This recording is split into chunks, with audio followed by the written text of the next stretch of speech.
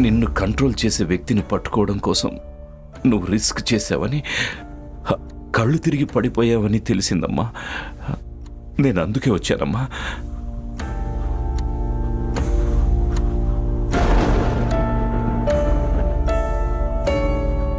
ఇప్పుడు నేను ఇలా చూశాక నా మనసు కుదుట పడిందమ్మా.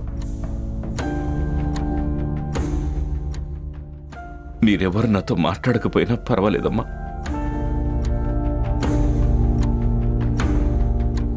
మీరు బాగుంటే నాకంతే చాలమ్మా.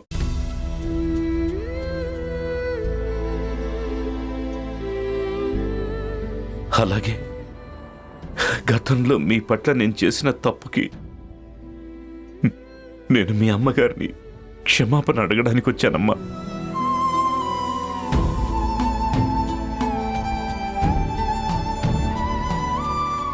సీత, మహాలక్ష్మి గారు, నన్ను క్షమించండి.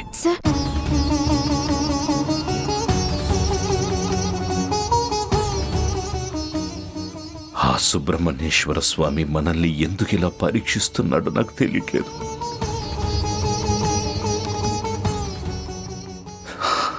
జరిగిందంతా ఒక పీడకలలా మరిచిపోయి అందరం కలిసి సంతోషంగా ఉండే రోజు రావాలని కోరుకుంటున్నాను.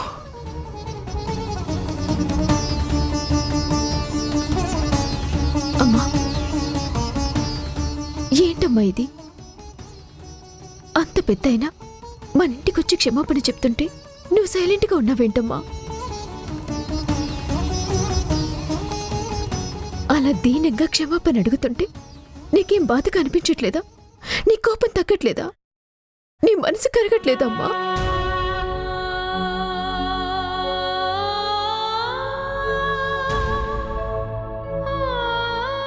ఒక్కసారి ఆయన వైపు చూసి చెప్పమ్మా.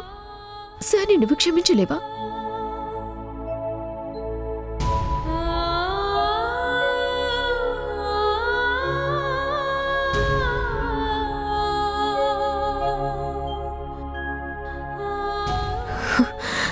నువ్విలా మౌనంగా ఉన్నా కూడా ఆయన్ని అగౌరవపరిచినట్టే అవుతుందమ్మా.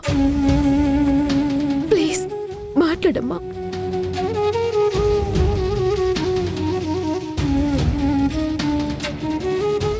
ఇంకా నాకేం చెప్పదు శ్రీవల్లి. ఆయన విషయంలో నేను ఆల్రెడీ ఒక నిర్ణయం తీసుకున్నాను. దానికే కట్టుబడి ఉంటాను.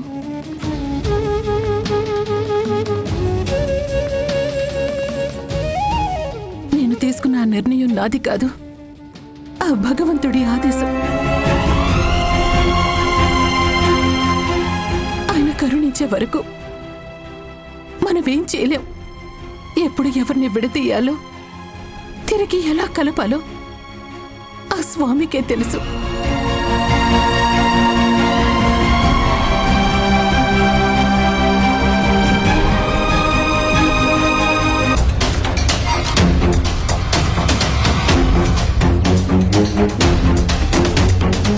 ఏంటి గురూజీ, దేని గురించో తీవ్రంగా ఆలోచిస్తున్నట్టున్నారు? సుబ్బు గురించి. అతని గురించి ఆలోచించడానికి ఏముంది? తను మీకు అడ్డుపడే ప్రయత్నం ఏమైనా చేస్తున్నాడా? గుట్టు విప్పే ప్రయత్నం చేస్తున్నాడు. అతని మాట తీరు చూస్తుంటే నా మీద అనుమానం వచ్చిందేమో అనిపిస్తుంది. అవునా? మరిప్పుడు ఎలా గురూజీ? అతనికి అనుమానం వచ్చిందంటే మన గురించి తెలుసుకుంటాడు కదా? ఎలా తెలుసుకుంటాడు త్రయంబక? మన గురించి తెలుసుకోవడం అతడికంత సులభం కాదు.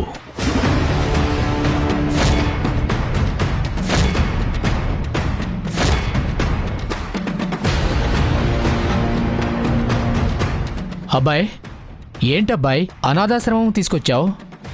కాలాత్రయంబక దొంగలన్నావు. వాళ్ళు రూమ్లో ఉన్నారు కదా, మరి ఇక్కడికెందుకు తీసుకొచ్చావు? చెప్తాను. ఏంటో అబ్బాయ్, నువ్వేం మాట్లాడుతున్నావో ఏం చేస్తున్నావో నాకేం అర్థం కావడం లేదు. అన్నీ అర్థం అవుతాలే, నువ్వురా. అలా అని సుబ్బును వదిలేస్తారా? మనకు శ్రీవల్లి ముఖ్యం, సుబ్బు కాదు.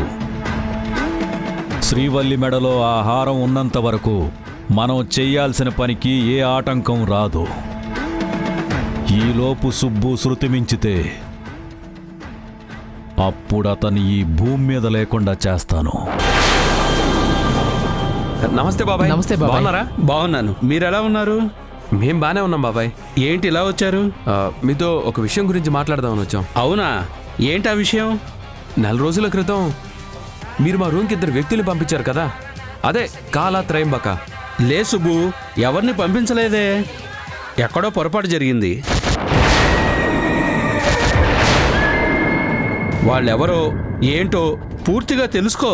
ఈ అనాథ శరణాలయంలో ఇంతవరకు అలాంటి పేర్లున్న వాళ్ళు ఎవరూ లేరు. నాకు మీ నాన్నగారి గురించి తెలిసింది.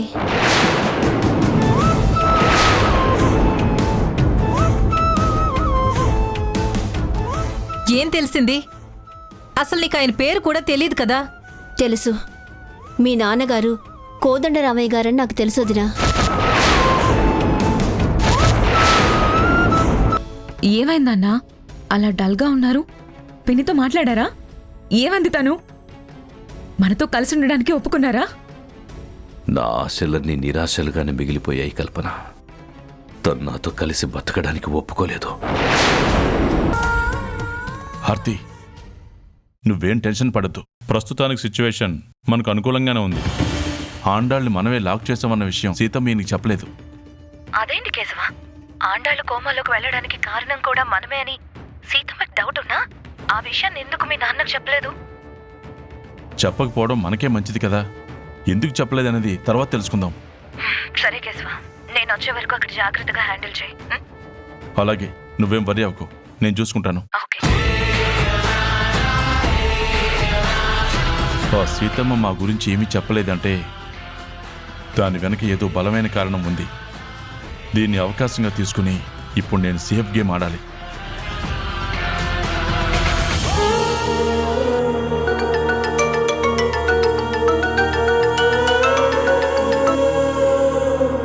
హలో సుబ్బు,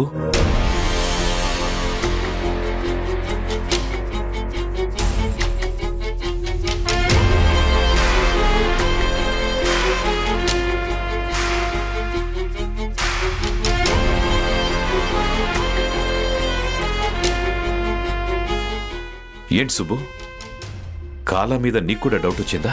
అవును సార్, ఆ డౌట్ కన్ఫర్మ్ చేసుకోవడానికి అనాథాశ్రమానికి వెళ్ళి వాళ్ళ గురించి ఎంక్వైరీ చేశాను. వాళ్ళు కూడా కాలా ఎవరో తెలియదు అన్నారు. అంటే అతను కావాలని అనాథలని ఇంట్లో అడుగు పెట్టాడన్నమాట. అవును సార్, ప్రియాని కూడా మంత్రించినప్పుడు నేను కూడా నా కళ్ళారా చూశాను. వాళ్ళ గురించి తెలిసిన వెంటనే నాకు కూడా చాలా కోపం వచ్చింది.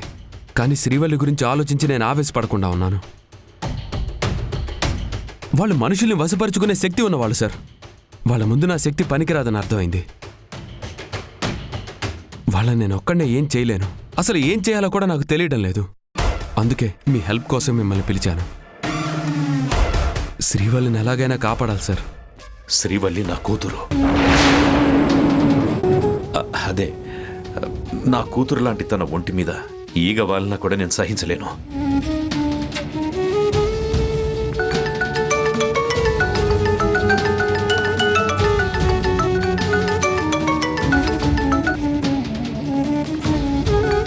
శ్రీవల్లి వాళ్ళ అమ్మగారు ఫోన్ చేస్తున్నారు సార్. మాట్లాడు. Hello aunty. సుబ్బు, శ్రీవల్లి ఇంట్లో లేదు బాబు. ఏంటండి మీరు చెప్పేది? శ్రీవల్లి ఇంట్లో లేదా?